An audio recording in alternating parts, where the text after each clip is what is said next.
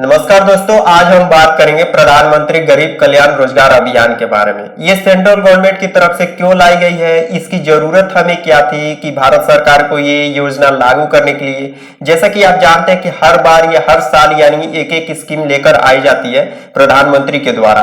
तो हम जानेंगे कि आखिर प्रधानमंत्री गरीब कल्याण रोजगार अभियान इस कोरोना वायरस सिचुएशन में क्यों लेकर आई गई है, इसकी क्या जरूरत थी। अगर आप एक स्टूडेंट है तो आपके लिए ये इंपॉर्टेंट हो जाता है एग्जाम पॉइंट ऑफ व्यू से, और आप एक लाभार्थी है तो आपके लिए ये सुटेबल रहता है कि आप इस फायदे को कैसे जानते हैं, एनालाइज कैसे करते हैं और आप इसको कैसे इस स्कीम से आप अपने लाभ उठा सकते हैं। तो चलिए इस वीडियो को शुरू करते हैं। हाँ, मैं हूं दिलीप और आप सभी का हमारे चैनल पर बहुत बहुत स्वागत है। और मैं उम्मीद करता हूं कि प्रधानमंत्री गरीब कल्याण रोजगार योजना ये जो स्कीम है, मैं आपको A to Z इसमें पूरा बताने की कोशिश करूंगा। इसके अंदर क्या है जो भी आपने थंबनेल पर देखा है। तो चलिए शुरू करते हैं। जैसा कि मैं बता दूं आपको कि कोरोना के चलते देश के सभी मजदूर अपना काम काज खो बैठे हुए हैं, पर अब लोग की परेशानी दूर होने वाली है, क्योंकि सेंट्रल गवर्नमेंट ने 20 जून 2020 को प्रधानमंत्री गरीब कल्याण रोजगार अभियान योजना को चालू कर रही है। इस योजना के अंतर्गत उन देश भर के प्रवासी मजदूरों को रोजगार दिया जाएगा जो अब अपने राज्य को लौट आए हैं। साथ ही में अन्य बेरोजगार लोगों को भी इस योजना में जोड़ा जाएगा। और एक बात और मैं बता दूं कि अगर आप किसी वंचित है, अगर गांव में है, ये नहीं कि आप माइग्रेट पलायन करके नहीं आए हुए, फिर भी आपको इस योजना में लाया जाएगा। तो चलिए हम जो यहाँ पे नोट्स बनाए हैं इसके बारे में बता दें आपको। तो प्रधानमंत्री गरीब कल्याण रोजगार अभियान का ऐलान प्रधानमंत्री ने 20 जून 2020 को किया, जो कि आज मैं थोड़ा लेट हो गया हूँ, थोड़ा 5-6 दिन लेट हो गया हूँ। आज मैं जब वीडियो रिकॉर्ड कर रहा हूँ आज 28 है, जो कि 8 दिन लगभग 1 हफ्ते हो गए। इस अभियान को कारगर बनाने के लिए 125 दिन कैंपेन चलाया जाएगा, जिसकी आखिरी तारीख 22 अक्टूबर 2020 को होगी। इस अभियान को सरकार 25 अलग अलग सेक्टर के कार्यों में फोकस करेगी। मैंने कुछ 12 पॉइंट्स बनाए हैं उस सेक्टर में, जो कि ये पूरा 25 सम्मिलित कर लेता है। हम अभी आपको बताएंगे। फिर इस योजना के अंतर्गत मजदूरों को रोजगार देने के अलावा ग्रामीण में एक इंफ्रास्ट्रक्चर को तैयार करना होगा, जिससे ग्रामीण इलाकों में भी रोजगार पैदा किया जा सकेंगे। सूत्रों से यह पता चला है कि PMGKY यानी प्रधानमंत्री ग्रामीण कल्याण योजना के लिए सरकार 50,000 करोड़ रुपए खर्च करेगी। बिहार के खगड़िया जिले के ब्लॉक बेलदौर के गांव तेलिहार से यह अभियान शुरू किया गया है। और इसमें जो आपको मैं बताऊं कि जैसे कि 12 कुल सम्मिलित संख्या है जिस सेक्टर में सरकार काम करनी चाहती है, वो मैं आपको एक एक करके बताऊं। तो देखिए यहाँ पे जो कि अभियान में कुल 12 मंत्रालय जोड़ा गया है। इसमें मैं आपको बता दूं तो पहला है कि पंचायती राज को इकट्ठा करके आपको कोई भी स्कीम चलानी होती है तो पहले पंचायती राज पे जाना होता है। फिर आपको बता दें कि पेयजल और स्वच्छता। पेयजल आप जानते हैं वाटर सिस्टम कितना हमारा कंट्री में बुरा हाल हो गया है, जबकि इस कोरोना वायरस के सिचुएशन में लगभग जो करोड़ों रुपए खर्च हो गए थे पेयजल पे, यानी गंगा की बात कर लें, अब इस कोरोना वायरस ने बहुत हद तक ठीक कर दी है। और ग्रामीण विकास में ही इसको जाहिर सी बात है लाया जाएगा, क्योंकि रोजगार ग्रामीण विकास में ही देना है। जब उसमें आप एम्प्लॉयमेंट जनरेट करेंगे तभी एक विकास हो सकती है। तो ग्रामीण विकास बेहद जरूरी है आपको ये जानना, और इसमें आपको कौन कौन सी लाभ मिलती है ये भी आपके लिए जानना बेहद जरूरी है। सड़क परिवहन एवं राजमार्ग, और तीसरे पे खाने, यानी ये खाना वाला मत समझ लीजिएगा। यहाँ पे माइंस, जितने भी कोयला माइंस हो गया या फिर जो भी फैक्ट्री माइंस होती हैं, इस रिलेटेड आपको किस तरह से रोजगार दिया जाएगा ये इसमें देखा जाएगा। और यहाँ पे हम बात करें पेट्रोलियम और प्राकृतिक गैस, और उसके बाद से रेलवे के आप देख रहे हैं कि रेलवे पूरी तरफ से बंद है इस कोरोना वायरस के सिचुएशन में, लेकिन रेलवे पर भी काम फोकस किया जाएगा कि कैसे वहां तक की विकास दी जाए, और पर्यावरण पे ध्यान दिया जाएगा। और कृषि यानी एग्रीकल्चर लैंड सबसे बहुत जरूरी है। यहाँ पे टीडीओ ने बहुत ज्यादा संख्या में आक्रमण कर दिया है, इसको भी सरकार ने ध्यान देते हुए कुछ स्कीम लाएगी। और फिर यहाँ पे कृषि एग्रीकल्चर कैसे प्रोडक्शन और आउटपुट ज्यादा से ज्यादा हम ले सकें।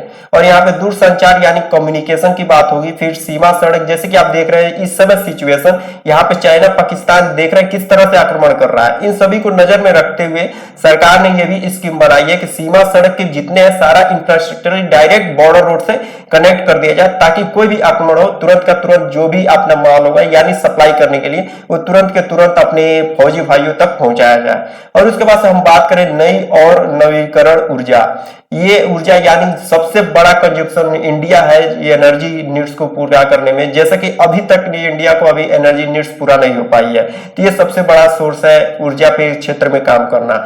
और इस योजना में 6 राज्यों और 116 जिलों को जोड़ा गया है। राज्यों के नाम बिहार, उत्तर प्रदेश, राजस्थान। इसमें मैंने 3 जिला छोड़ दिया है क्योंकि, और इसको मैं डिस्क्रिप्शन में दे दूंगा, आप पढ़ लीजिएगा। और मैं इसके बाद से यहाँ पे 3 जिला जैसे कि छूट गया है, तो चलिए हम डिस्क्रिप्शन में दे देंगे, आप वहां से पढ़ लीजिएगा। अब इसके बाद से बात करें तो प्रधानमंत्री गरीब कल्याण रोजगार अभियान का उद्देश्य क्या है। सबसे मेन पॉइंट यही है हमारे पास कि इस उद्देश्य क्या क्या काम करते हैं। उद्देश्य के बिना तो कुछ भी चलने वाला नहीं है। तो इस योजना का उद्देश्य यह है कि राज्यों में अधिक से अधिक लोगों को रोजगार देना है। साथ ही इस योजना के माध्यम से ग्रामीण क्षेत्रों के विकास की रफ्तार को बढ़ावा दिया जाएगा और ग्रामीण इलाकों में रहने वाले लोगों को रोजगार प्रदान करना होगा। जैसे कि आपने देखा होगा कि इस कोरोना वायरस के सिचुएशन को देखते हुए प्रधानमंत्री ने बहुत से सारी सुविधा प्रोवाइड की है कि ताकि पलायन हो सके, और खास करके उत्तर प्रदेश ने बड़ा मेजर रोल निभाया है पलायन करने के लिए, जो भी हमारे लेबर मजदूर भाई थे।